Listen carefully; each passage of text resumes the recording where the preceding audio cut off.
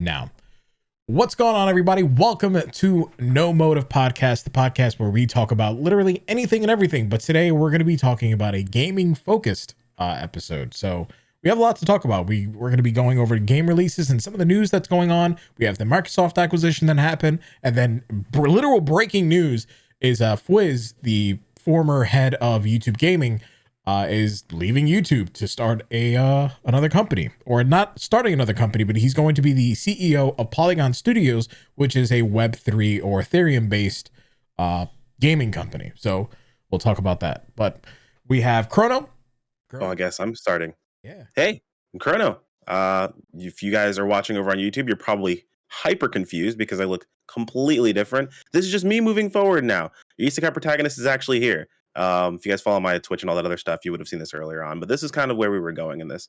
But, I mean, are we doing introductions? I follow anime and video game stuff. Hi. Yep, I'm Fear. New camera. That's about. I don't have a new model, unfortunately. But we can't all be full anime all the time. It's going to make things way too complicated. Don't worry. Yeah. But I just Fear, and I like video games and anime, and yeah, I am super excited about next month. It's gonna be crazy. How you doing? My name is Slap. Typical gamer here on the platform. You can find me on Twitch, Twitter, and just leaving random comments on a lot of TikTok videos, as well as regurgitating every sound I hear on TikTok because that's my personality now. Video games, MMORPGs, Final Fantasy 14 specifically, JRPGs, and getting my ass whooped in every incarnation of a Soulsborne title. So, hi, whether you're new to me, new to the stream, or just new to here in general, welcome. Now that you basically let us in to talk about Soulsborne, did you guys know that Elden Ring's like right around the corner? Don't remind me. Dude, it's going to be so good. Actually, funny enough, when we looked at Elden Ring, I have a friend of mine that I play Soulsborne games with and was like, yo, Elden Ring looks really, really good. You should check it out. He's like, sure. Like, he's kind of hesitant. He's like, okay, yeah, no, whatever. I sent him a link to it. And about 5 minutes later, he bought me the game. So like, he was like, we're playing this. So it's going to be lit. It's going to be real fun. I mean, we should, honestly. February 25th is the release date for Elden Ring. Anyone who has been living under some form of social media rock or hasn't been following the game, excuse me. Yeah, we should play that because the multiplayer 100%. In it is fantastic. I mean, I am absolutely fantastic to be playing it. Like my idea when I go into Elden Ring is I'm PvPing for a while because that's probably just going to be exactly what's going to be in my mind. I'm ready. I am ready. I'm ready to play the game, right? Like actually just play the game. Yeah, that's a big part of it, yeah. And like I want to have a story character to understand, right? Play the game and get where, and like I just want to know the secrets where everything is. So when I do go into PvP, I have all of those things. And yeah, I'm just like anyone who played Dark Souls 2 is familiar with power stancing. Mm-hmm. Oh my god. It's so good in Elden Ring. Oh yeah, god, it's so good. It's not just like here, awkward, unique swing. No, there's full-blown combo strings attached to your power stance, which is huge with special abilities on next to literally everything. So, and you can power stance everything. Yeah. Like Piss you can power stance so many things. So amazing. Like, and as far as PvP goes, I'm just here for chaos. Like that is the most fun for me when it comes to Soulsborne games or Souls series in general. I'm not sure if you guys played, you know, Demon Souls way back in the day, Dark Souls 1, where you'd invade someone and you'd have like 3 people just going through the game having a good time. And you're like, I'm gonna ruin all of your days, and it's gonna be the weirdest situation you're gonna have to deal with. Swinging on 3 people at once, fighting gang squads. It's super fun. They actually show off. Who's I follow? There's another content creator I follow by the name of Peeve who likes to do a ton of invasion content, and he showed off a new item they have in the game that I'm really excited for that just teleports you away and into a random location around the people that you're invading. So like he'll just run in, fight a bunch of people, run off, and then just teleport away. And now you got this like looming feeling of where he's going to run out from now. Where is he going to? But you also have no idea where you're coming from, and it's the funniest thing. I'm just ready for the chaos. Yeah, they did that a lot in the closed network test. So the thing about the teleportation in Elden Ring, before we move on from that, it'll teleport you to a stake, random, right, within the vicinity. Typically the closest one, which if you are at the closest one, it'll go to the other ones. But you know, in Dark Souls, it says a player has invaded your world or whatever. Like it gives you the warning. Yeah. When it does that in Elden Ring, you have to be some form of terrified because it's an open world version of that. It's not location. So they can spawn in on your world and then be in-game miles away from you, but you're like this the whole time. Like, I want to invade people and do nothing. Like, I just want to walk around their world because that is going to be more panic-inducing than me actually fighting that person. 100%. Jump out of bushes and stuff on people, dude. Yeah, I mean that's gonna be the fun part. Is you're gonna sit down and you're gonna be ready to invade. You're going to invade eventually, and they're gonna be like, "Where is this guy?" And you have nowhere to be found. You're nowhere to be found, and it's just, you're right. That panic that's gonna be in that player is the content in and of itself, bro. It's gonna be perfect. I'm gonna have a tea party, dude. I'm just gonna vibe. I might invade somebody and have a sandwich. I don't know. I just want to watch what they do. Because there's no marker and there's no indicators or anything like that. So I'm going to watch them panic and it's going to be great because they're going to do it to me. I'm not even going to pretend like it's not going to happen to me. Someone's going to invade me. I'm not going to know where they are. And it's going to be me versus the fucking tree sentinel all over again. He's just going to whoop my shit from that horse and I'm not going to know what to do about it. Yeah, it's going to be a fun time. Definitely excited for it. You know, the one thing that I'm a little bit worried about when it comes to Elden Ring is how the hacking situation in all the previous Dark Souls games are getting worse. Like they've been around for a while, and you know, hackers and cheaters have been a thing, but now people have found out a way to actually be able to like access your computer through Dark Souls, and like, what the fuck?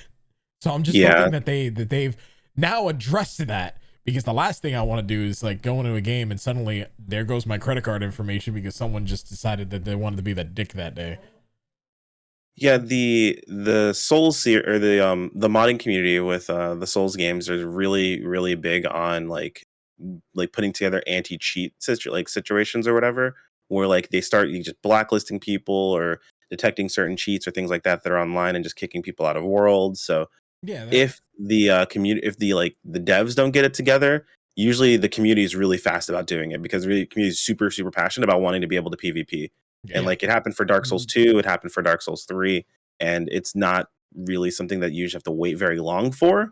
So I mean, fingers crossed everything works out. But at the very least, I know, you know, the modders got my back.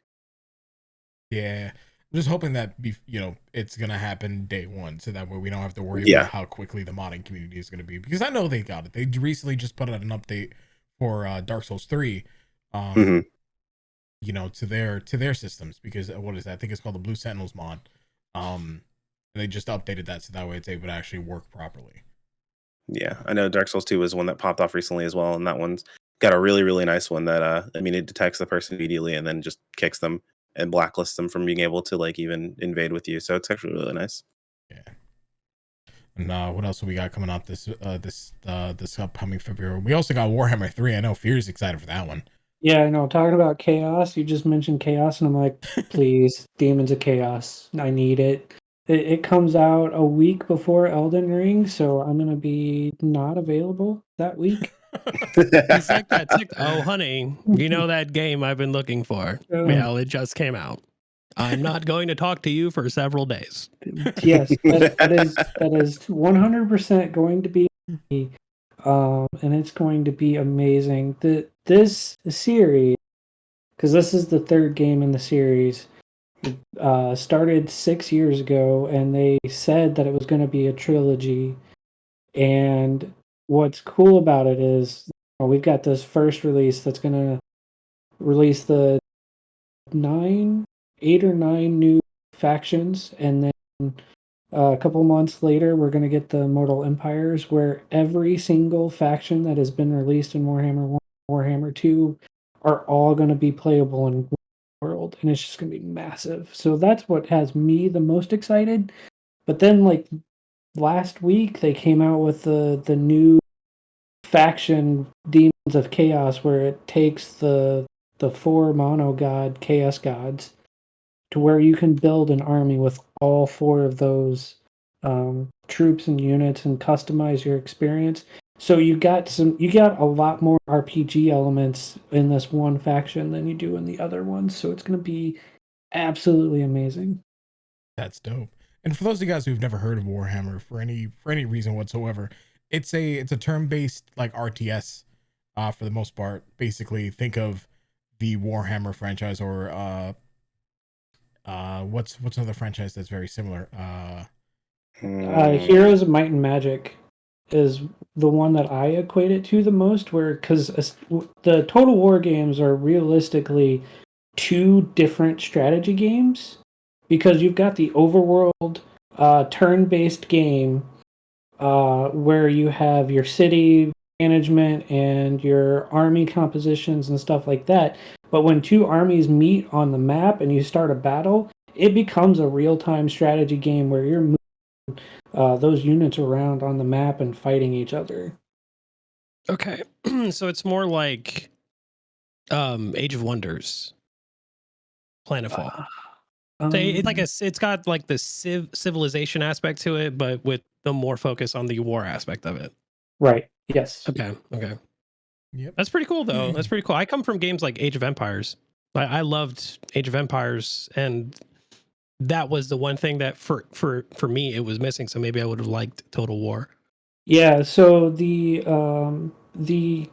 once you get into the actual combat, it becomes more like Age of Empires. However, in Age of Empires, you have single units that you command and control, and the battles in Total War are just massive because you'll hire one unit of demons or skeletons or whatever, but you'll actually have 160 or 80, depending on the unit type, inside that one unit, and they move as like a squad. They're still individual entities, so when they fight other units, they do the individual entity versus each other, but they move as a unit. So it's kind of its own thing. It's hard to equate it to it, but I love the Total War series. It's one of my favorite strategy games that is out there. So That's pretty cool, though. Yeah, with Warhammer 3 coming out, it's going to be even better. And just for the sake of conversation, when's it come out? It's February 17th, I think. Perfect. February 17th. Yep. Mid-February. That week in and of itself, basically you have King of Fighters 15, which the entire game like fighting game community is actually really excited for the most part, because it's the first mainline King of Fighters in a while, and it seems to look good. I don't know if they were gonna have rollback in it, but I remember them talking about that it should. So that's another big reason why that game's gonna be popping off. So that comes out the same day as Total War, Warhammer 3. Then the next day, you got Horizon Forbidden West, which slapping Chrono, you guys have played that, right? Because I haven't. Yes, I have actually not. Oh my god, I'm so excited for Horizon, dude. Like, as far as open world games, like fastest tangent of my life, Horizon Zero Dawn is one of the best narrative open world exploration games I've ever played. Like, it's just incredible the amount of depth they give to the characters. Like, you ever watch a character die in a video game, you're just like, oh, that fucking sucks. You start feeling it, right? Oh yeah. Now, have you ever seen enough death in a game like that where you're just now desensitized it and you're mad with the character? Yeah, that's what Horizon does to you. It desensitizes you, and then I won't spoil it for anybody who hasn't played it, but the very end of it hits you fucking again, and you're just like, okay, I thought I was numb to this shit, but I guess not. And it's like, it's just really good. I love the way the world develops, the story develops. You build your relationships with some of these characters. You unlock certain areas, and everything is like a Metroidvania to a degree, where you can't access other areas without first going somewhere else. And it's like, oh, neat. Now that I got this, I can go back to that. And they tease you with like this end game armor, like early on. Like, you stumble upon it in like the first fucking open space you can explore, and you're just like, oh, I can't do shit here. And now you spend the whole game looking for that. And you come back to it and you got it. You're like, yes, it's cool. Yeah. Forbidden West looks absolutely insane. And I'm pumped for that. And that comes out the 18th. So I'll be gone for that.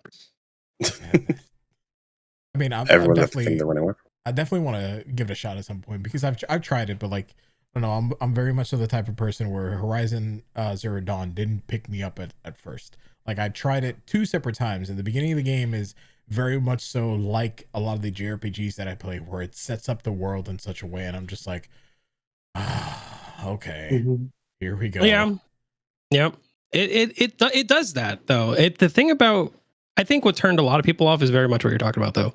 From that game in particular, it's very handholdy in the beginning, where the tutorials like they treat you like a child, like you've never played a game like that before, and like when you're young, that's great because whatever. But now we're like 30 plus gamers. We're like, you know how long I've been doing this shit? Just let me skip the tutorial and get into the game. And like, for what it's worth, it does nothing different, where like the entire first area of the game is tutorial land. But they give you reasons to go back to it later with like all of your stuff like fully kitted, and you're like, oh, now I get it. But it's good. It's good if you can get by the hand holding of it, which shouldn't be an excuse in games, to be fair. It takes the best elements from Far Cry, in my opinion, which is a lot of the custom crafts and customizations with that, as well as building the things you need when you want them, and like the diversity of weaponry in the arsenal. They take all of that and remove the redundancy of, hey, look, another outpost. Or like in Fallout, when you go back and they're like, another settlement needs your help. Like they remove that from the aspect. And like once you clear them, they don't come back. So you can actually have that sense of, I beat the game. Yeah, that's great. And like that's something that I was looking for when I was playing the game. That's important in a game itself. Like you can't, people tend to understate that, like the idea of like always having something to do or having a ton of content or whatever. The point of reaching the end is very important in a lot of games, in a lot of different genres, that there has to be an end point. Like Preston Garvey can be ignored. I'm done with him. I don't care about your settlement. Move on with your life. There's so many things going on. But yeah, no, I can't understate that enough, like that, or overstate that enough. Excuse me. Yeah, and I agree. That's true, man. And I agree with that, because there's a lot of games that I played where they feel drawn out, and this is going to lead me into the next upcoming release, which is actually going to be happening, I think, next week, which is Dying Light 2. Now that game supposedly has a 20-hour main story with 60 hours of side content, giving that 80 hours in total for all of the main missions, but then leading up to 500 hours to be able to complete the game at 100%. Now, when I see something like that, I'm like, that's just too much. That is meant to be a single player game or a cooperative game. In fact, that's what I choose to be. And it's different from like the way that they did Dying Light 1, where, now that game has years of content because they've been consistently updating that game. Like they just keep adding more. This is a game that's launching with just so much that it's just, I don't want to play 500 hours of the same game a lot of the time. I want to enjoy the story. I want to enjoy the side content, and then that just be the end of it. I want to say that I beat the game, and if they add DLC later, then that's a different story. Like, I want that endpoint, but if I feel like there's no end in sight, I'm just gonna get bored. Yeah, the happy medium is completely fucking missing. I feel like they're kind of kicking themselves too with that, because like if you have that mindset that you're not the only one, like it's kind of like the big thing is like, oh, we have all of this content, we have 500 hours of content. You're like, you probably could have just had that and not told me. You could have said a lot, and I probably wouldn't have thought about it. But now I'm thinking about it. Like there are games in my time they're like, I'd really love to replay that, but I don't have 600 hours of my life to give to it. It's like me literally looking at The Witcher. Yeah, like I love the .hack series, man, but I will never go back and play them again. Like I won't. I absolutely will not. There's way too much going on, and it's like 7 games. Like it's like I don't have my life to put into that right now. And I mean, you're saying .hack, but I just recently played the Legend of Heroes series, all the games that are available in the West anyway. And that entire series for all the games that are available in the West, that's like 986 hours is what we clocked out at. And I'm not gonna lie to you, that each individual game was about 100 hours, but it was 100 hours of this is the world building, this is side quests that add on to the story. It's not like, he's a side quest and this guy just needed help with his fucking kitchen. Like, I need you to bring me mushrooms. No, there was a reason you brought that guy mushrooms, because that'll actually add into the main story. That was really cohesive and awesome. But when I play a lot of other games like that, there's no cohesion. It's like all my side quests are there for the sake of having side quests. They don't add to the main story at all. And I'm just like, what the hell, bro? You're going to make a 500-hour game and most of that is just not relevant to me? Well, it was more like the idea behind like, you had a whole series that was 900 hours. Yeah, that was a whole series. Yeah. They just told you there's a game that's almost more than half what you just did of that singular series. game. Yeah, and like It's I like, love long games. Don't get me wrong, but that there does have to be a certain point where enough is enough. Like, yeah, please. I get Yeah. like if it came out like that, it was like, okay, you have all the story DLC, you know, like I said, Dying Light 1, right? Basically equates to about a 700-hour game now with all the DLC, all the added weapons, all the added content. But yeah, that's over the course of, you know, years. Now this game is launching 500 hours, and then they also said they have a 5-year plan. That means 5 years from now, anybody who's going to want to pick up Dying Light 1 and 2, that's their entire year of gaming for 2 games, bro. Now, we can't understate the value. The value will definitely be there for the amount of time you put into the game. However, it is a lot of time to invest into one game. Not an MMO, bro. Like, it's cool for because I want to like, I don't want to devil's advocate all the time, but like I do want to say there are some people that are like 500 hours for one game. That sounds awesome. It's like I can play this game for so long. That's great. But like as someone who likes to play tons of different games, like I'm playing MMOs, I'm playing like other games in between. We've got all this other stuff coming up. Is like the idea of Dying Light. Now you've said 500 hours of a game. Like I was thinking about Dying Light.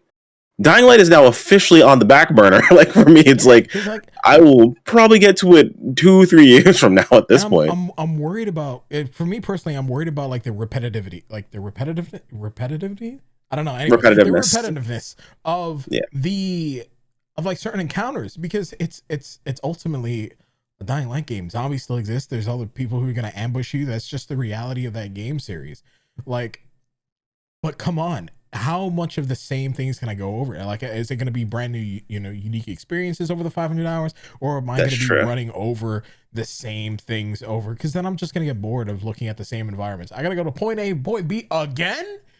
Like, I think that's my big thing too. Is the quality of the side quest going to be, you know, at that level that's going to keep someone invested for that 500 hours? Because I know that it's been Dying Light 2's been in development for a while, but you know, at a certain point as a developer, you know, are you just creating a content that's just, you know, hey, I want to do A, B, and C. Now give me some random points, you know, how to get from A, B, and C, and now I've got 100 different permutations of this is something you can now do, but realistically, it's all the same stuff. So does that qualify enough to, you know, warrant the 500 hours? Yeah, because if it's like the same side quest, but it's just different versions of the same side quest, that does get boring.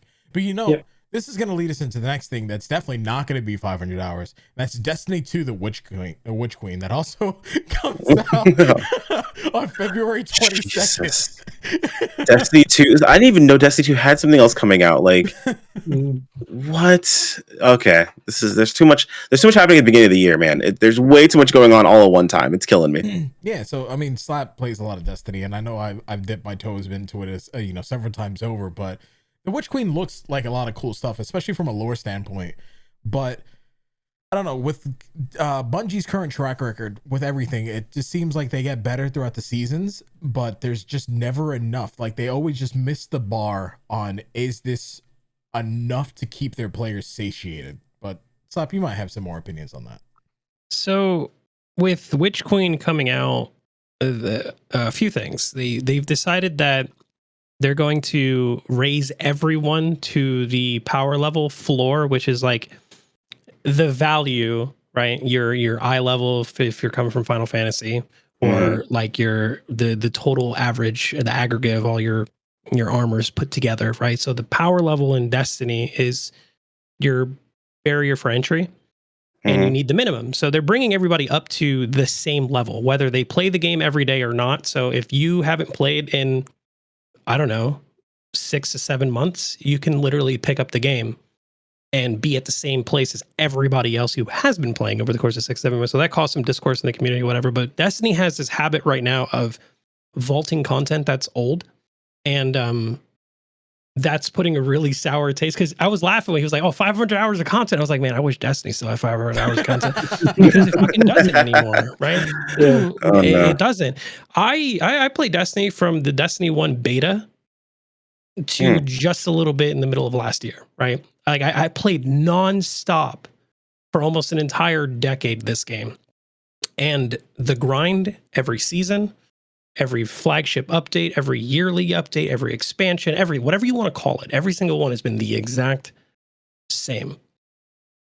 Pick up some bounties, power level either your character or your battle pass, because they added that as well. Get all of the things off of that and just get into the end game content. And that end game content ends up being raids and dungeons and PvP if you play PvP. And it's the same shit.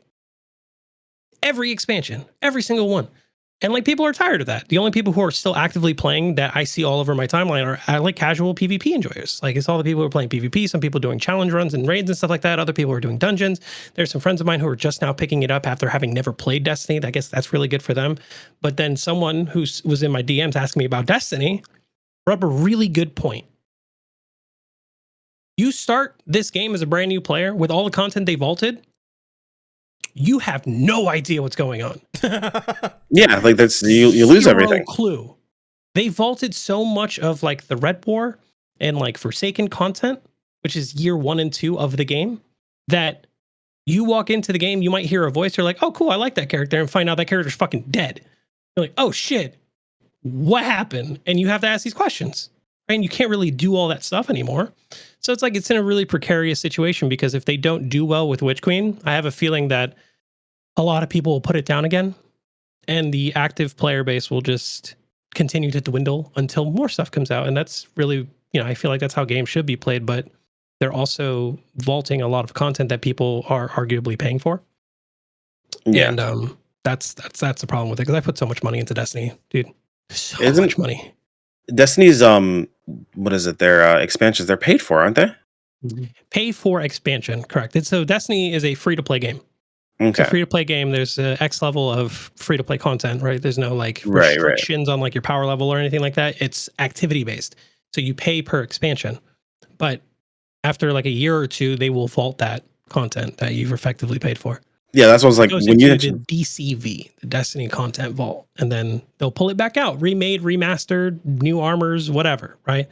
But Destiny's they've been trying to figure out the process of it ever since they split from Activision, of how they want to monetize their game.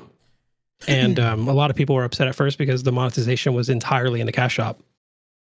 Oh, what kind of cosmetics do you want to buy? What kind of sparrows do you want? Oh, do you want your ghost to look cool? Oh, do you want a new ghost? Like all that stuff was in the cash shop. And like you could earn it, but someone did the math feasibly. It's impossible. You'd have to do an unimaginable amount of hours in a day that doesn't exist over the course of weeks that don't exist to earn enough bright dust to buy all the stuff that they put in the shop that will cycle out in 3 months. Forever. Yeah, that's pretty crazy. That's pretty crazy. That's definitely a problem in games like that. The thing about the whole content vault and whatnot, like I remember the reason why they did it, and it was to be able to save game space on people's computers and consoles, because eventually the game would actually overtake, and it would be like 700 gigs worth of game. But I'm not gonna lie to you, I'm okay with that, because as a new player, I would still be able to experience everything. Like this game has been available for years, so of course that me, the new guy, that is just the reality. Like if you go on Final Fantasy 14 right now, that is a 500 gig game. Like granted, there's a lot of things that will cycle out, technically cycle out when it comes to seasonal events, right? And they'll never come back, so those files get removed, other than the Mog Station items, which is just the fashion. But like, that's okay. Like everybody who goes into games like that understands they're getting a massive fucking game. But when you start removing a content, like, don't do that. Let me experience the whole thing from the beginning, because now I'm going to be the new player. I'm going to be lost. Basically, you're giving me Destiny 3, and I don't even know what Destiny 1 and 2 were. Yeah, that's why I made that argument, dude. This is 100% why I made the argument when they started doing it, that I am okay. Like, let me get this out there. I am okay with the vaulting and shelving of content. I come from Warframe. They did that shit all the time. Yeah. I am okay with them vaulting and shelving content.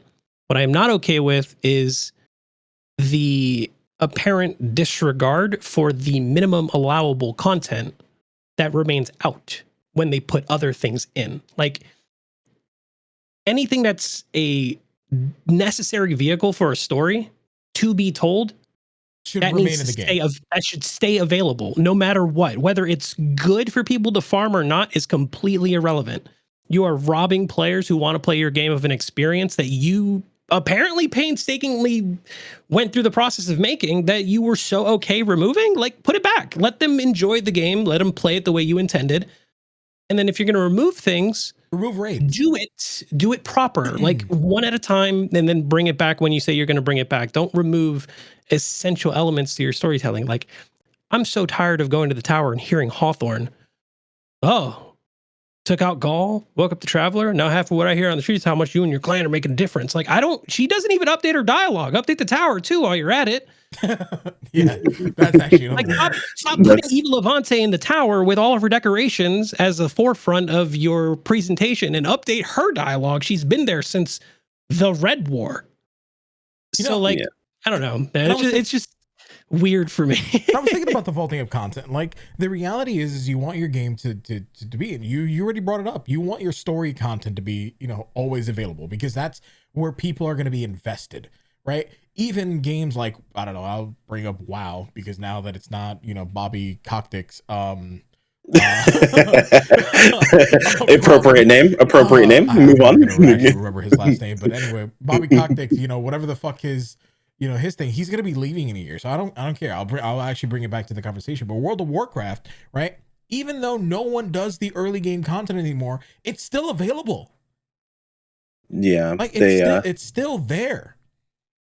There's pieces of content that you can still go back and experience stories. It's actually like extra. I know you mentioned you're okay with vaulting content. I am like completely against it. Honestly, like it blows my mind when you see games like, and I hate to always go back to Final Fantasy 14. Like, as someone who min-maxes like crazy in that game, I can tell you the entire early game is completely pointless from an optimization standpoint. You don't learn anything. People will lie to you all the time, like, you don't actually know how to play the game unless you play the. No, you don't. It's not the same. It's completely different later on. It doesn't happen. However, the idea that someone can go into a game and experience hundreds of hours of content over the course of an MMO, because I know we just talked about a game having hundreds of hours, but over the course of an MMO, having all that content available to them blows my mind. Why you would ever want to make, like, why would you want to get rid of that? You basically kind of shoot yourself in the foot. You put so much time and effort into something, and then you get rid of all of it. The devs on Final Fantasy 14 are feasting right now because they can think, oh man, people are just playing the stuff that we made like 10 years ago. Like, they're playing all the old shit and they're ranting and raving about it. All these new streamers are like, holy shit, this game is awesome. And you're like, dude, I just was sitting in a closet eating some pizza while deciding on this storyline that I put into the game. Like, it's crazy. I don't understand it at all. Yeah, and for Destiny's point, because they don't have anything like with Final Fantasy 14, where you have the the minimal my level settings, right? For Destiny's thing, the only thing that they should be vaulting so that way they can upgrade it again to make it current later, or even add difficulty tiers so that way it is always relevant, is raids. Because that's it. The raids don't really add to the main story ever, really. The only time that they ever added to the main story, in my opinion, was with The Last Wish, right? Where raiders actually unlocked that content. But even if you didn't raid, like, that content was still available to everybody once they beat it. Mm-hmm. Like, that's just the reality. You should not have to remove anything from your game. And if you do, that should be the only thing for balancing purposes. Yeah, I think we've all collectively kind of been spoiled by games that don't remove things. And to go a step further, as Chrono said, they add a purpose to a degree of the old content. Like, it's not just there for a plot device. It's there for you to enjoy. Because whether you're farming it for experience, you're farming it for titles, or you're farming it for glam, there's a reason for you to go back to it. And when you remove that reason from your content and then remove that content from the game, you're going to leave players jaded. Yeah. At the end of the day, like, I think about the Binding Coils of Bahamut specifically for Final Fantasy 14. Those are really, really good at telling a story. Oh yeah. Granted, if you can get by if you can get by the whole,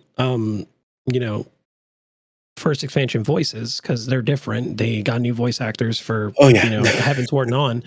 If you can get by that and just take the story for what it is, like that is something that is still in the game. That is something from years in the past that is still relevant today. Like they just wrapped up parts of that story in the most recent expansion. Yeah. Like that's something that you don't see very often. Like props to Square Enix for doing what they do with this game in particular. And I wish more developers would take that advice, because Destiny 2 has said, or at least, I don't know if they said it specifically, but players have been under the impression that it is an MMO-esque FPS shooter looter. Like it wants to have these MMO tendencies, but removing content like that, it's not an MMO tendency. It's not an MMO tendency. No, it's not at all. You look at even like WoW, yeah, the stuff might be irrelevant to run now, but it's still in the game. Shit, man, Final Fantasy 11 has never done that. That game is just as old as WoW. And oh my god. If anything, they adjust like how players experience the situations. That way you go back to it. I know 14 is great about doing it. Like there's certain pieces of content you have to do in parties and things like that. They create a roulette that just has random people come in and do this piece of content with you or whatever. 11, granted, they added in ways for you to be able to do certain pieces of content solo, because it used to not be able to, but like you can still experience all that stuff. And it's crazy to think that like Destiny players, to experience all of Destiny, you have to just be there all the time. Like you're forced to be there all the time. You need to make sure that you play content before it disappears, because you're going to lose out on that part of the story. And that, as a new player going into a game, like I played Destiny 2 way back when it first came out, but like after we talk about it, like now I feel less inclined to even want, like I never wanted to go back to it specifically, but I feel less inclined to, because I know like I'm going to miss out on a bunch of stuff because I just wasn't there at the time. Like you got to be handheld and playing with either a YouTube video or someone who's knowledgeable about what's happened to fill in the blanks for you. And I don't think that's fair to new players. That's awful. Because that same buddy of mine who picked it up and was like, yeah, I'm really enjoying the game. I just wish he said something so simple that it's like they didn't even do. Like they could have done this and I would have been more okay with it. Give me a recap video. Like when I log in and create a new character to play the game previously on Destiny, like give me the story at least truncated so I can be like, okay, I didn't get to play that, but I understand what happened. Like, give me that. Like, that's not even that hard to do. You have the cutscenes in the game. Like, they exist. I watched them. I played it. I watched them. It would also get the character into doing, like, into looking into it. It's like, if you got a truncated version of it and you're like, okay, this is cool, I want to know more. Now you're going out there looking to find out more about the story.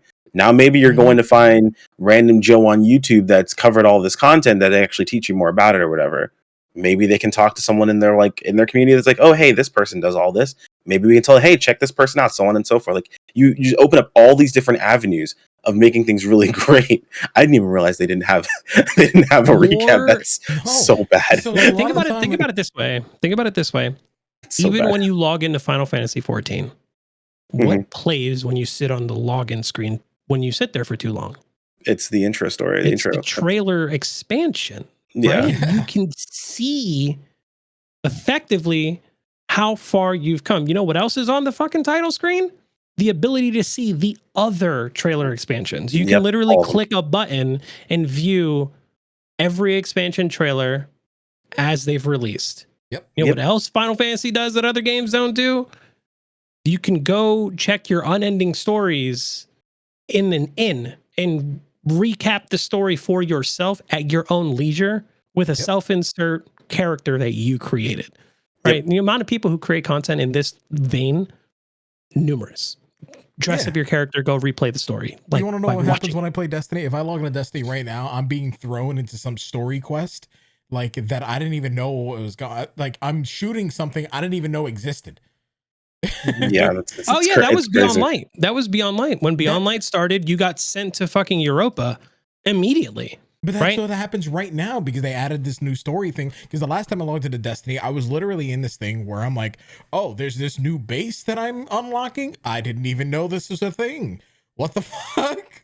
That's crazy. That's absolutely insane. Like it's awful. It's awful. But it's an entirely different experience, and I think they need to get it under control. But we can talk about that shit all day. Yeah, but speaking of Destiny and all these different things and how Destiny is separated from Activision, because you touched on that. Guess, as we found out recently, Microsoft bought Activision Blizzard, which that's another tangent. But let's see. Or how do we want to start this? So they bought it for $67.8 billion, which, funnily enough, was going to be this wasn't even a realm of possibility, because the largest acquisition happened about a week before from Take-Two, where they bought Zynga. Zynga, for a lot of people who don't know, they were the ones who were in charge of like a lot of Facebook games, the Farmville, shit like that. A lot of mobile games. So Take-Two bought them for $12 billion, which is the largest acquisition in video games, which kind of huge. But then Microsoft is like, oh, hold my beer. And they bought Activision Blizzard King, right? So for those of you guys who don't know, King is actually the company or the parent company that was in charge of games like Candy Crush. Okay. So now Microsoft has something that they never had ever, which is a huge mobile market. They effectively, by them buying Activision Blizzard, they now have the one thing that's prevented Microsoft from making bigger moves within the gaming industry, which is a mobile market. Because now the mobile market for video games attributes to 50% of the entire player base of gamers. Like, there are more mobile game players than there are anything available on Steam, Xbox, PS4, and all that combined. Like, that is how big that market is. So Microsoft, having acquired Activision Blizzard, fuck shit like World of Warcraft, Call of Duty, Diablo, Overwatch, StarCraft, and whatever other games they have, they now own a massive team behind mobile games. And we're not just talking about like cash grabbing mobile games like Candy Crush, because that's still a very popular game. That is nothing but profit for them. Like, it's crazy. But there's actually a lot of problems that happen here with their acquisition for the average consumer, for a lot of people who are, looking into their games, because obviously Activision Blizzard, a lot of their games wound up falling down for a while, with the exception of Call of Duty, because Sledgehammer and the other company that runs them, they still kept going. They just had an Attack on Titan crossover. And fucking Call of Duty, which is still what blows my mind. That was weird to look at. But the thing that we have going on here is now this presents Microsoft as the third largest company within the gaming industry, third to Sony, and then Tencent, which is Tencent's the largest video game company in the world. And Tencent's moving their offices to, from what I heard, which is Singapore. They I don't know if that's actually still going on, because a lot of it is some political nature, but whatever. But the crazy thing that's happening here is this allows for Microsoft to have the most profitable Game Pass-esque system. And Sony's is launching their own Game Pass, even though they've had one for a while, with PlayStation Plus giving you free games, 3 free games every single month. Now they're looking to launch one and removing PlayStation Now, which is the ability to like play a lot of their backlog games. But with this new pass, it's basically what Microsoft's doing, but on Sony's side.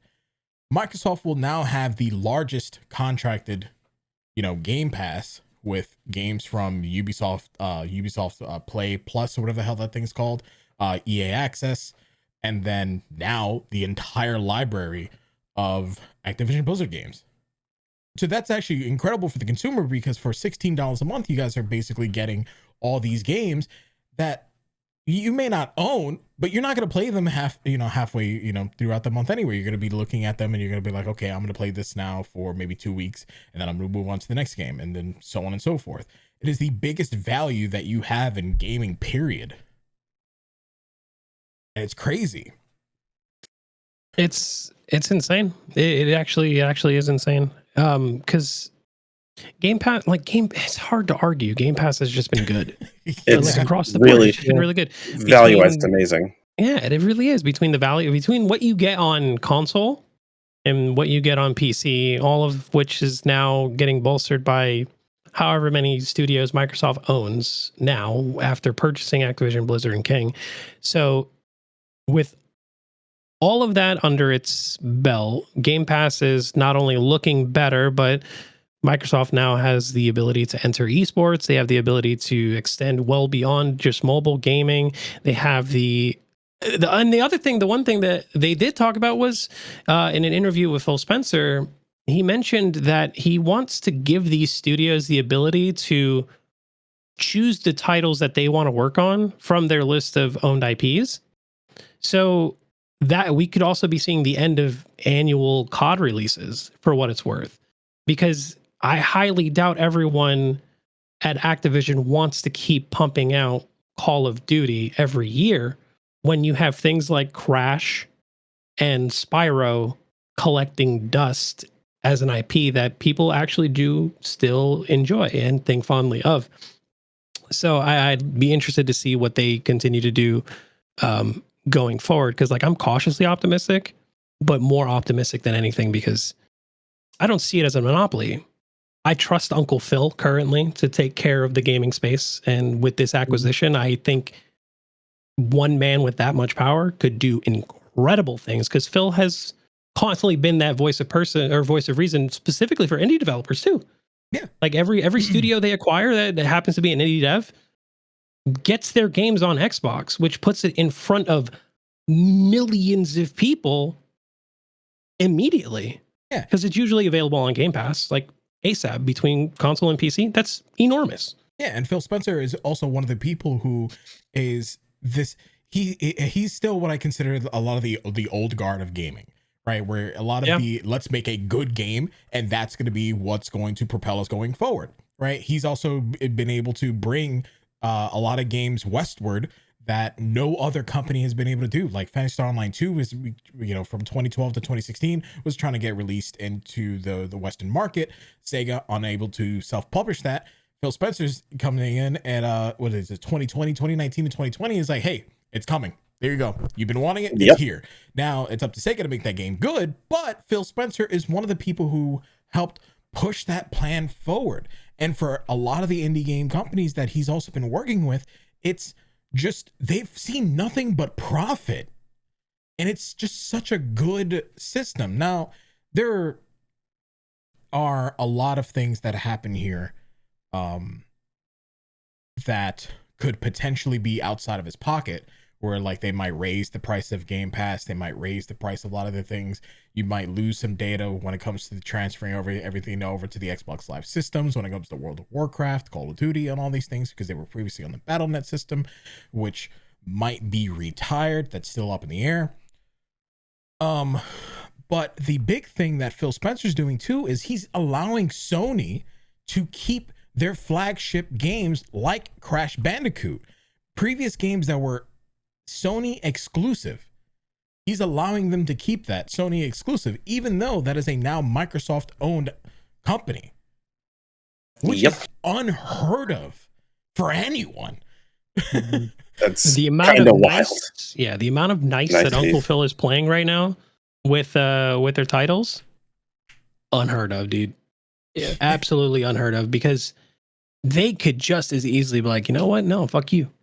Yeah, that's ours. We own it. We paid for it. They paid a lot of money for it, mind you. It's like we own it. We should be able to. It's a very, very big part. And I know a lot of people have been the mindset for a lot of people have been not the best when it comes to Activision Blizzard. And I mean, granted, everything that's been going on in the social space at the moment, it's kind of one of those ideas like, well, is this going to be better? Is this going to be worse?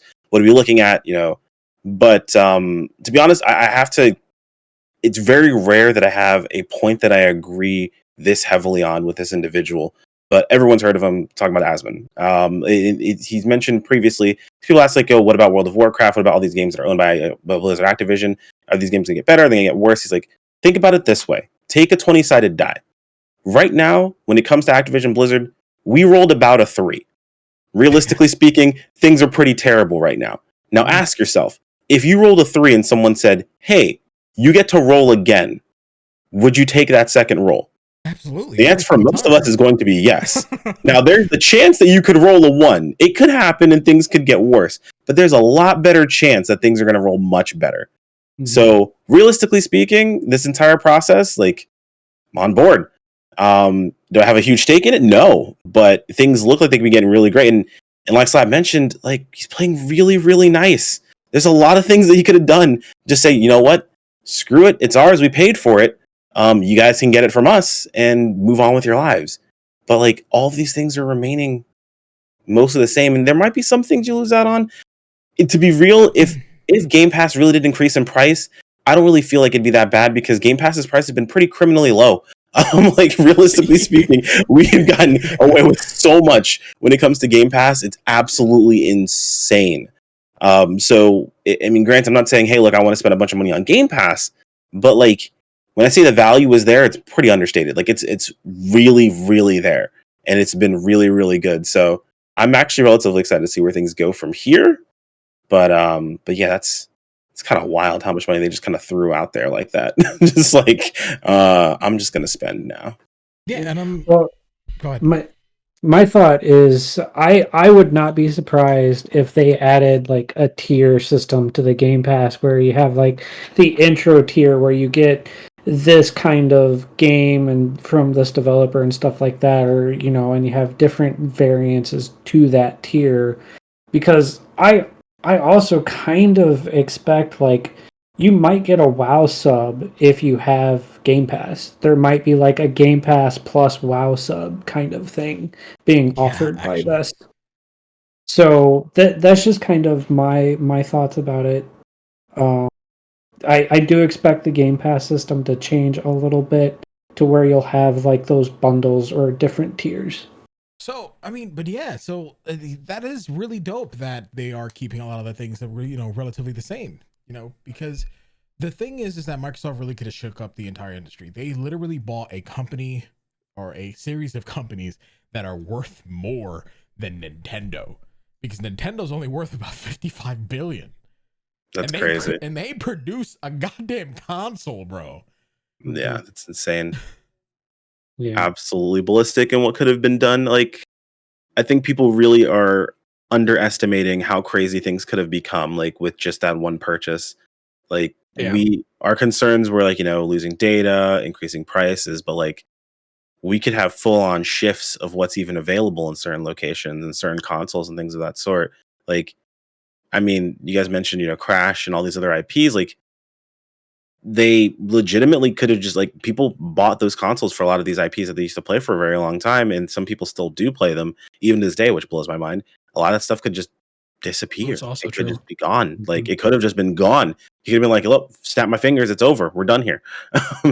It's over on our console now. Buy it. Because as much as we like to joke around about, people aren't going to buy an entire console for one game, that is a lie. People will definitely buy an entire console for one game. Like, that is a thing that happens a lot. Random tangent. What was the last console you bought and why? So for me, it was the last console I bought was the Xbox, and it was because Microsoft was bringing over Phantasy Star Online 2. So I got it for the beta and then the initial launch being an Xbox exclusive. Yeah. It's funny because I bought a PS5 for the eventuality that I will be playing, some of the exclusives that they wound up having, particularly Marvel games. Yep. But now I'm thinking about it, those may not even be exclusive. Yeah, that's a lot of games might just be. I mean, God of War is on PC. It's something I never thought I'd say. It's there. People have been playing. It's kind of crazy to think about. I bought a PS4 for Bloodborne and Persona. I was like, I got no other reason for this goddamn console, but I want to play Bloodborne.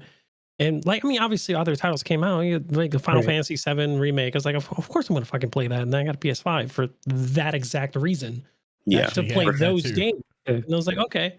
Final Fantasy VII Integrate was actually one of the big reasons. And now that shit's on PC. Yep. Ain't that about a bitch, bro? That's It's really it. it's available on PC, which is I mean, it's good for the PC space. Like games should be available on PC. I'm definitely someone who's like give more variety for people to play games as much as possible. I don't hate exclusives. I understand why they exist, but like I want people to be able to play these games. But like, man, imagine being.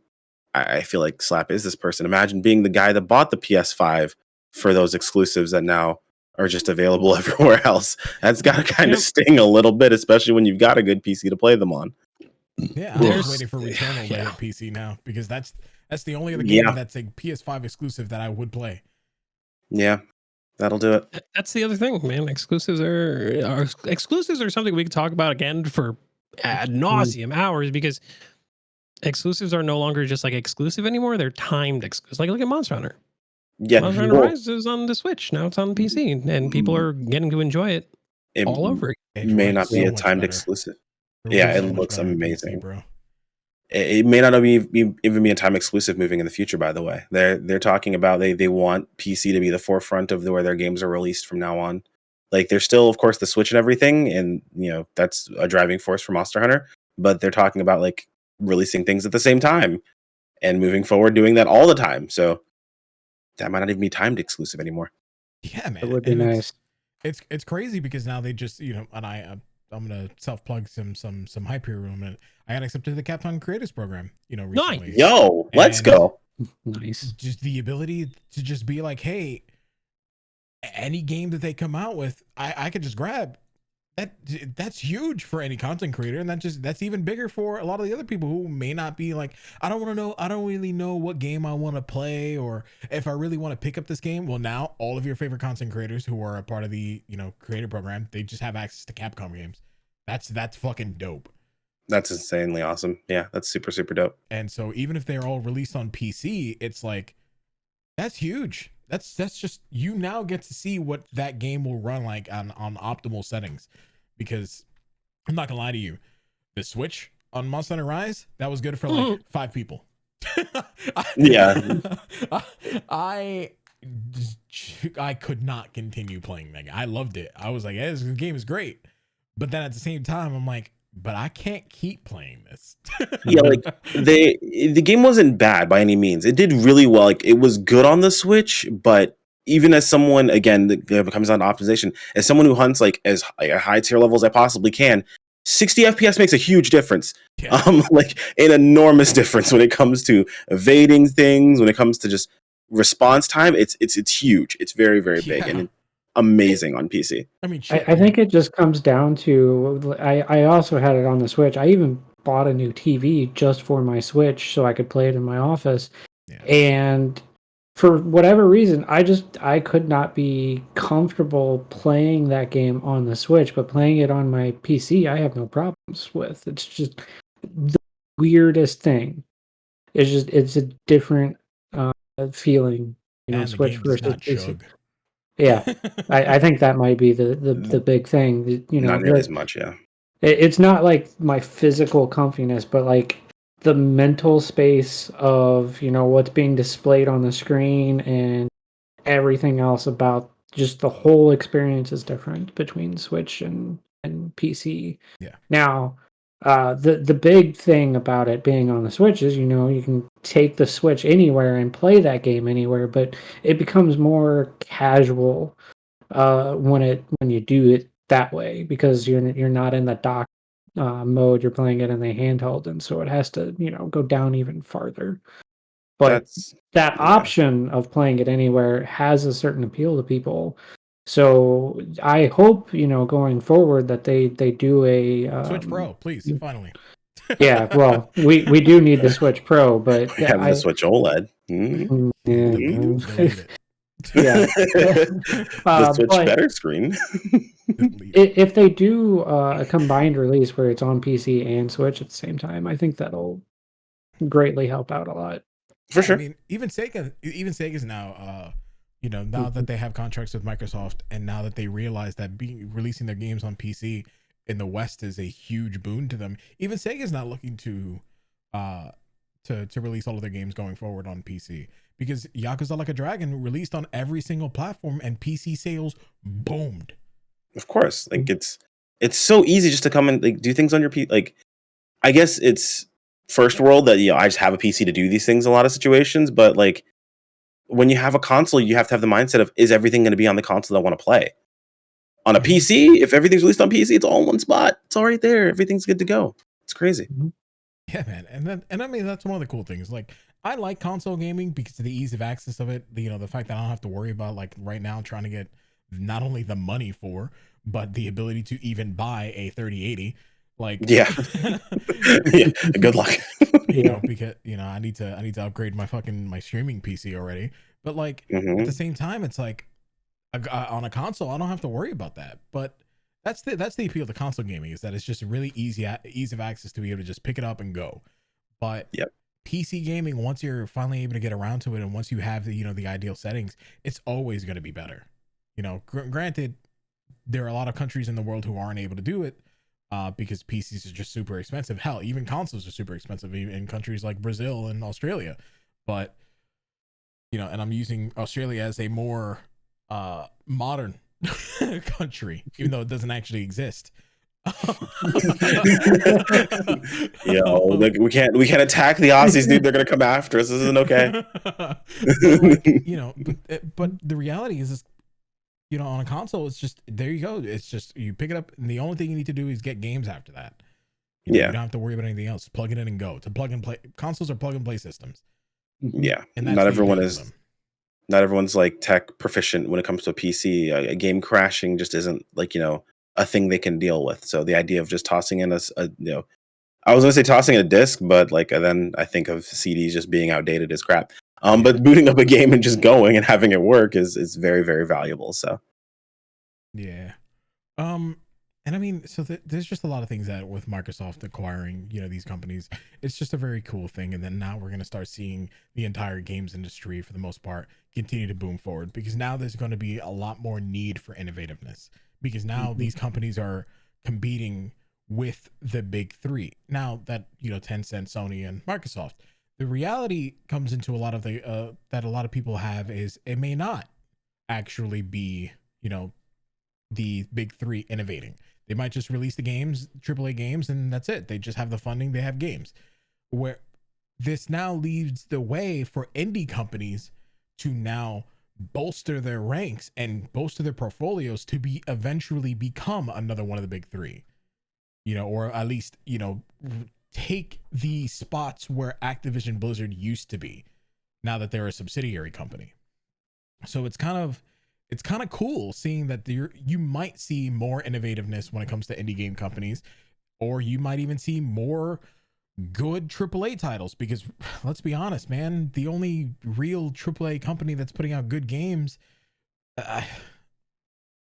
I'm trying to think of, actually, I was like, is there one that's putting out definitively good games? Because like there's always that, like, it starts out kind of good and it sort of like looks promising and then ends up being a bit of a flop. So I mean, Square Enix for the most part is probably the only one that's actually like putting out consistently good games. They have a lot of problems with a lot of their other IPs, a lot of their new systems that they try to put out. I remember with Square Enix, they tried putting out what's this game called? They tried putting out Dungeon Encounters, which is a more recent game, and although the reviews are great for it, the actual game didn't exactly pan out well. You also had with Square Enix, they just recently re-released Nier Replicant, The Legend of Mana, a lot of other games, the Pixel series. They just released Bravely Default 2 on PC, ActRaiser Renaissance, but I'm trying to think of a brand new, that's what it was. Marvel's Avengers, which is and Balan Wonderland. Like, they have huge misses, out there. They also have another game called Left Alive, which is probably a game that's almost worse than Marvel's Avengers. I've never heard of it. That sounds really difficult. So I'm a little concerned. It's hard to do, dude. Find me a game where you can't replace the Hulk's skeleton. I'm waiting. Oh no. But yeah, if anybody's ever looking for like a really bad game, it's Left Alive. I plan on playing that just to suffer one day, because it's bad. Left Alive. 34%. Yeah, 37 on Metacritic. Yeah, Metacritic absolutely bombed this game. Oh, what is this? Everything bombed that game, bro. It is bad. What is View this? page. Mostly negative. Brand new survival action shooter telling a human story of survival from the perspective of 3 different protags during the devastating invasion set in war-torn Nova Slava in 2127. Yeah. Yeah. Whoa. Mm. I mean, Steam reviews usually bomb, but at that least they're mixed. sucks, man. This is what the guy from Armored Core decided to go on and do? Yeah. And it unfortunately bombed really, really hard. Well, really, really fast tangent, but apparently they, speaking of Armored Core series, apparently there's something in the works for that. So I'm actually really excited to they've hear that. been slowly leaking out things about Armored Core 6, which I'm okay with that. If they bring that out, I'll be happy. I'll be happy with that series. I'm very Yeah. excited for Their that. Like Twitter's Armored Core. protected. Because, Oh no. because the reality that was Armored Core 5, I'm good. You can keep that one. I'm erasing that. It was a really good idea, but execution wise, like it did not. Because like the first week of that game was really fun. Like while people were playing it, and then everyone realized what it was, and then people stopped playing it. And then people stopped playing it, and it went really bad. But yeah, I think that's gonna be it for what we're covering today. I wanted to cover the idea of Fwiz leaving YouTube for the most part, but I realized that's an entire whole nother video in and of itself. So yeah, keep an eye out for that, guys. Oh no, anime tangent. Oh crap. Watch Attack on Titan. Watch Demon Slayer. They're both really, really good. Demon Slayer is sick. Whoever decided who to edit Demon Slayer's most recent episode where they did, I'm gonna slap you in the face. That's just mean. I'm that's not caught up. I need to catch up on Catch Demon up. Slayer. Catch up. Yeah. Go do it. Go do it right now. Go right now. I saw something on YouTube that like the thumbnail has me very shocked about what might have happened. Don't look at YouTube. If anyone who watches any of my streams know that thumbnails spoil you, just don't look at YouTube if you're not caught up on anime. It's a bad idea. I know that, so I need to get caught up. All right, everybody. That's gonna be it for No Motive for today. Thank you guys again for watching and for listening. If you guys are listening to this on Spotify, eventually it's going to be available on Apple as well, and there will be its own YouTube channel for this. So keep an eye out. We're just getting everything ready. But for those of you guys who are listening right now, thank you guys so very much. Guys, do your outros. I don't have one. Yeah, I'm gonna let Slap go first, and I'm gonna copy it like crazy. So Slap, correct. Set the bar, dudes. We got this. So thanks for watching, folks. My name is Slap. You can find me on Twitch at twitch.tv/slap or on Twitter at IM_slap. I play a lot of variety games here on the platform, and I'm usually either vibing out or shit posting. So more than welcome to check me out 5 days a week, starting at 8 p.m. U.S. Central Time or 9 p.m. Eastern if you're catching the cast here. And yeah, Final Fantasy 14, other MMOs, JRPGs, and whatever else I feel like. So I'm looking forward to seeing you.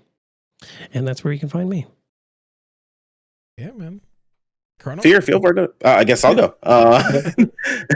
You guys will be able to find me over at twitch.tv/chronocatastrophe, as well as youtube.com/chronocatastrophe, and Twitter at ZenChronos, because apparently my name is too long to fit in Twitter. But covering primarily anime-based games, MMOs, basically almost everything Slap flat out just said. More or less, we'll be here. Feel free to come on by. Yeah. You can get me at Twitter at Fear Parable. I'm still trying to figure out what I might do. I was thinking I might make some YouTube content, but we'll have to see what happens with Warhammer 3 and stuff like that. Because I had Warhammer content. Yeah, I had some ideas for some Final Fantasy stuff that I might throw on my YouTube, but I don't know about that yet. So for right now, just Twitter, and then I'll keep you posted on YouTube if anything happens. Yep. And then you guys can find me over at twitch.tv/Mark. You guys can also find me at YouTube or Twitter with the name Kaoiji, Kaoiji. Now, I am going to be moving my YouTube into a little bit of a odd direction. I'm going to still be covering my primary thing, which is Phantasy Star Online 2, but I'm thinking I might throw a lot more at my YouTube going forward. So be excited for that. But oh yeah, Let's do it, dude. For sure. besides that, thank you guys again for listening to watching, and we'll see you guys in the next episode of No Motive. Catch you guys later. Peace. Peace. Later. bye.